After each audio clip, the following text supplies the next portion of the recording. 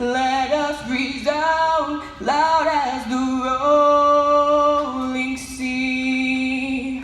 Sing a song full of the hope that the dark past has taught us. Sing a song full of the faith that the present has brought us. Sing the rising sun of our new day begun. Let us march on till victory is won. Good morning, class. It's February, and you know what that means. Black History Month. A 4-week opportunity to plan a mini lesson on I Have a Dream. Or that polite old lady who sat in the front of the bus. A Socratic seminar on Langston Hughes and his contributions to the Harlem Renaissance. Don't have time to make a lesson? Just turn on Roots and you'll be set for the whole week. 28 days. 29 if we're lucky. In the beginning of a white history year is all we get. Like a pat on the back. It is not our job to teach you about Black history, but since our courses only cover Rosa Parks and Martin Luther King, we present How to Understand Black People for Dummies, or How We Started from the Bottom, Now We're Here. Step 1. Know some stuff our people have created.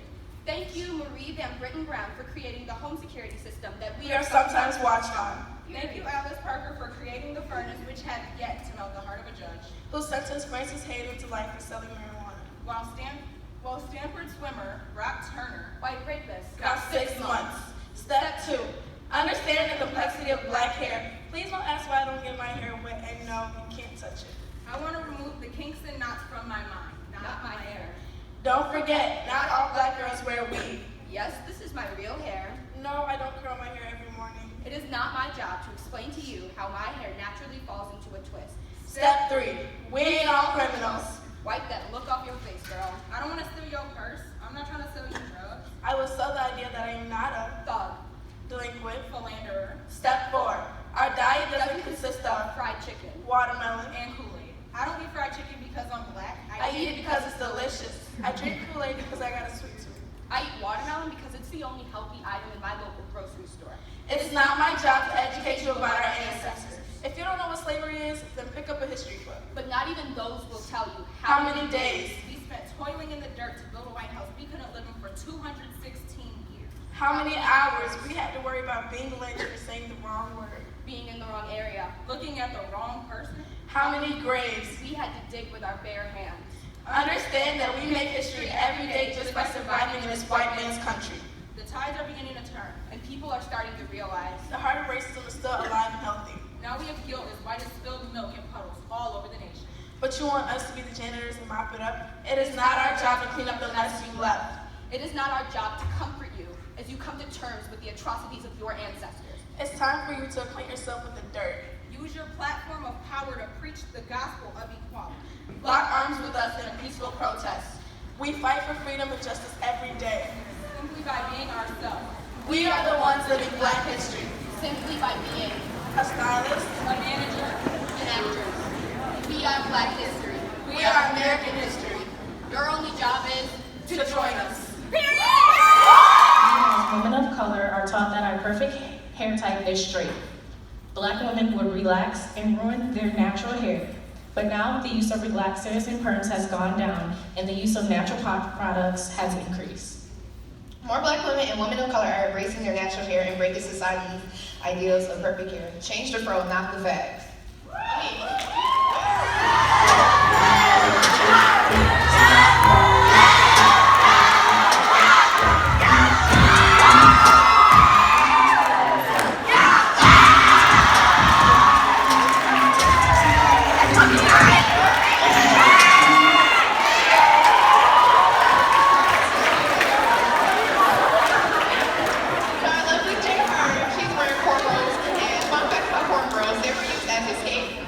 For slavery, and rice was hidden underneath the braids to help slaves survive the Middle Passage.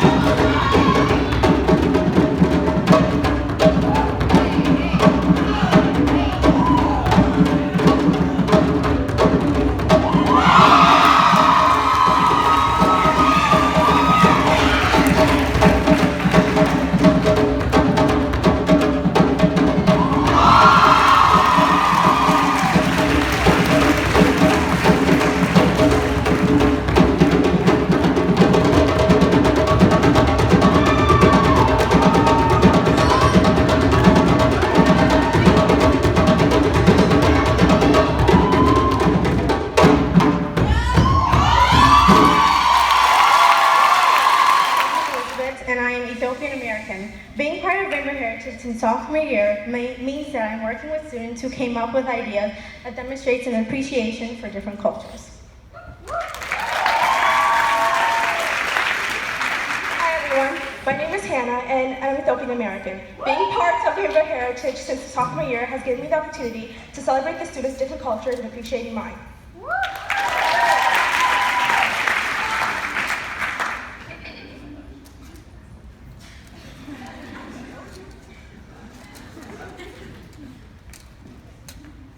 Hello. My name is Morgan, and I identify as an African American. Being a part of Rainbow Heritage since sophomore year means to me learning and understanding and appreciating my culture and many other people's cultures as well.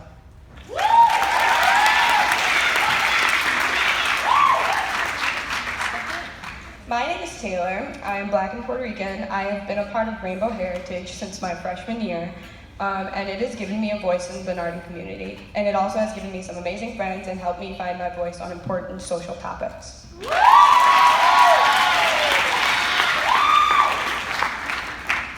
Hi everyone, my name is Candace and I identify as Black or Afro-American. Being a part of Rainbow Heritage in sophomore year has given me a chance to be a part of a close-knit community of students that value our distinctive culture as well as others.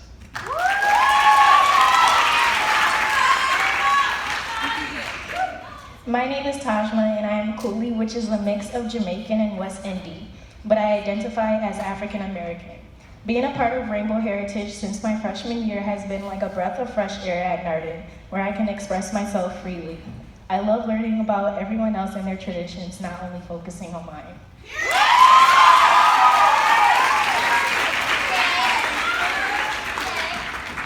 Hi, my name's Gabby and I'm Polish American. Being a part of Rainbow Heritage since sophomore year has meant having a safe space to talk about issues in society and where I've learned about different cultures.